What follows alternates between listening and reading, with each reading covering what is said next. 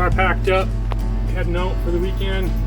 First camp trip in the bus. Exciting.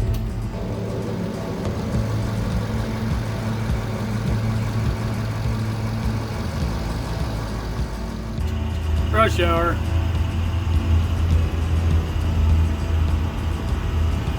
Barely moving. And here we sit. We're 65 kilometers out of town. Engine died. So I called one of my mechanics, i.e. my dad. Used to be a trucker, owned his own stuff. Best I can figure, engine's not getting any fuel. Could be a plugged filter. Not sure yet. So we're just waiting here for mom and dad to show up. I'm not the best diesel guy, but best I can figure is maybe a plugged filter. We'll figure it out.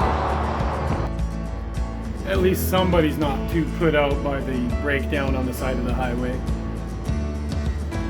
Okay, so we've been on the side of the road for, I don't know, probably 2 to 3 hours now. Don't know what's wrong. We think now the fuel pump is shot.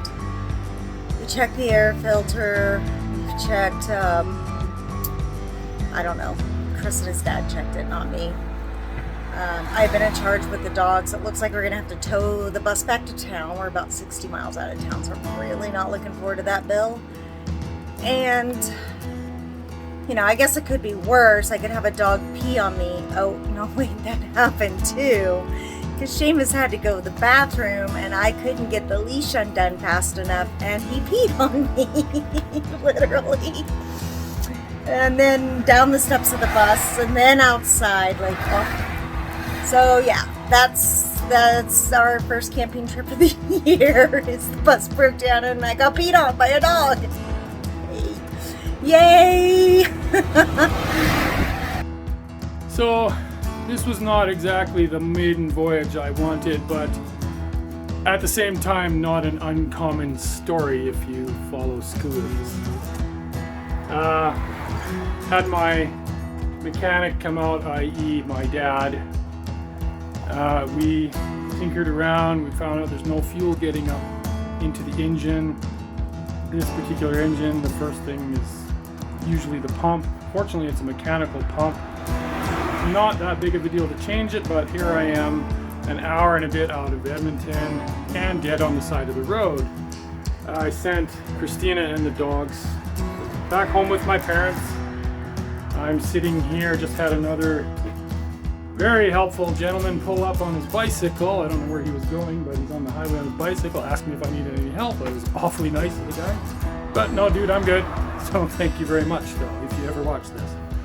So now I sit waiting for a tow truck, which is going to cost me and Christina an exorbitant amount of money that I don't even want to think about right now. We just need to get the bus home so we can get it fixed. So yeah, there we go. It is not a good thing, but we'll get past it. Well, I disconnected the light so it wouldn't kill the battery. Just got off the phone with the towing guy. They had a crew free up. They had a job get canceled, so about a half an hour away. So that's better than 3 hours by any means. Saying disappointed would be a major understatement.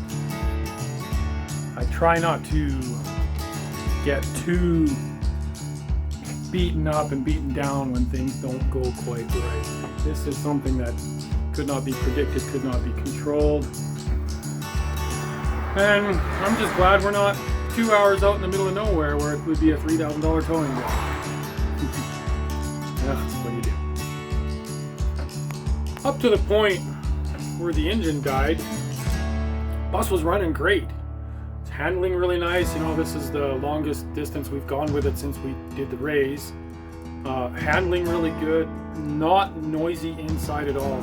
The most noise inside the bus at 100 kilometers an hour down the highway was tire noise. No banging, no clanging.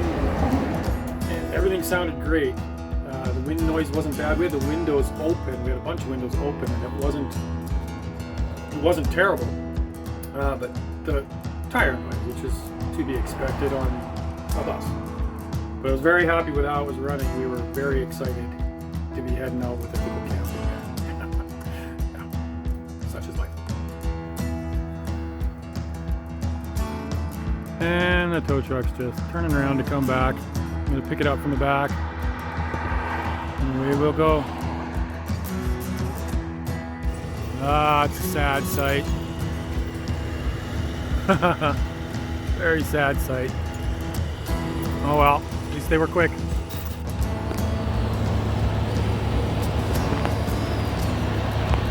Almost home. Grabbed it from the front this time so I can back it up onto my driveway.